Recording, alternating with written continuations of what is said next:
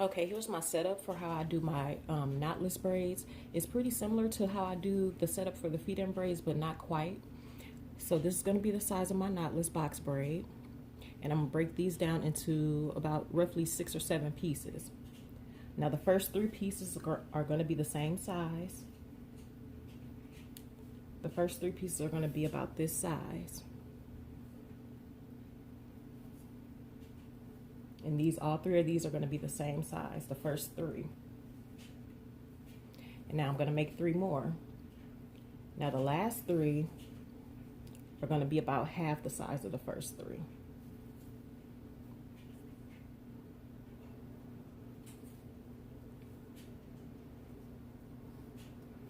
And the reason for that is when you're doing the knotless braid, you're going to notice that depending on how thick or thin the client's hair is, once you braid past your client's hair, that braid is going to thin out a little bit. So what I use these last 3 pieces for is to fill in that braid all the way to the end, so that way you could have a seamless, smooth finish pretty much from the beginning of the braid all the way to the end, and you won't see like a drastic change in size once you get done braiding past the client's natural hair. So like I said, the first 3 pieces are going to be the same, and these 3 pieces are going to be the first 3 pieces that I put in the actual knotless braid when I started at the root. Once I get past the client's hair on down, I'm going to start adding the 3 smaller pieces. And what that's going to do, like I said, is going to make the braid even from start to finish.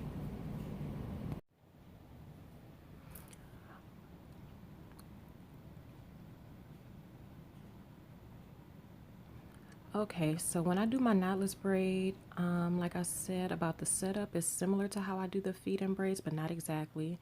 It's the same in the fact that as soon as you start the braid, you want to go ahead and add that first link of hair. And that's what I've done. And you notice that once I add that first link of hair, I don't braid down maybe once or twice and then add the second piece. I add the second piece immediately. So I like to call it the piggyback method, to where it's like, okay, you add one piece of hair, you braid it in, and you immediately add the next piece. You don't wait. You don't wait and braid down a couple times, then add the second piece, then braid down a couple more times and add the third piece, because that's going to make the braid uneven. So the way you do it with the knotless braid is you go ahead, you start off your braid, you immediately add hair, and you keep piggybacking your second and your third link of hair. And that should make the braid nice and smooth until you get down past the client's natural hair.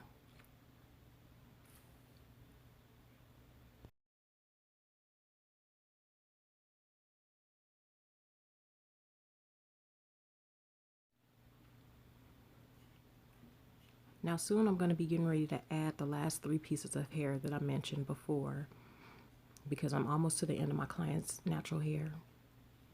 So what I'm doing right now, I'm feeding in those last 3 pieces of hair.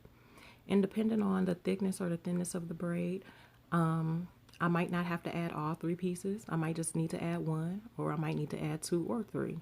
But I like to have at least 3 pieces there just in case I need to continually add once I get past the client's hair.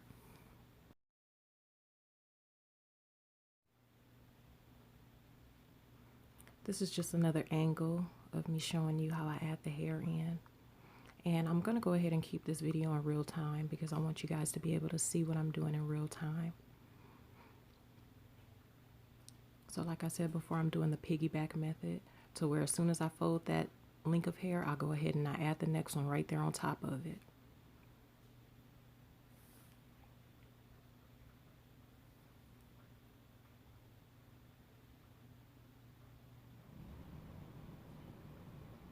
Now I'm going to go ahead and braid down past the client's real hair, and we'll see how many links of hair I need to add. Okay, so that's my first link I'm adding.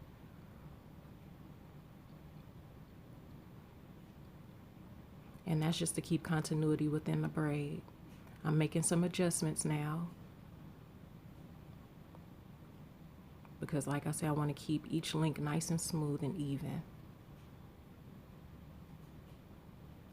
And throughout the client's hair, depending on the thickness or the thinness, because around the edges the hair is going to be a little bit thinner, so you might need to add all 3 links of, around the edges the client's hair is thinner, so you won't need to add any extra hair.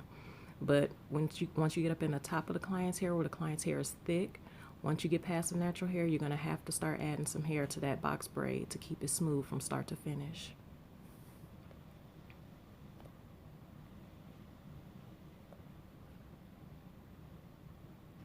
So I'm going to go ahead and add some music, and I'm going to let you watch the rest of the video.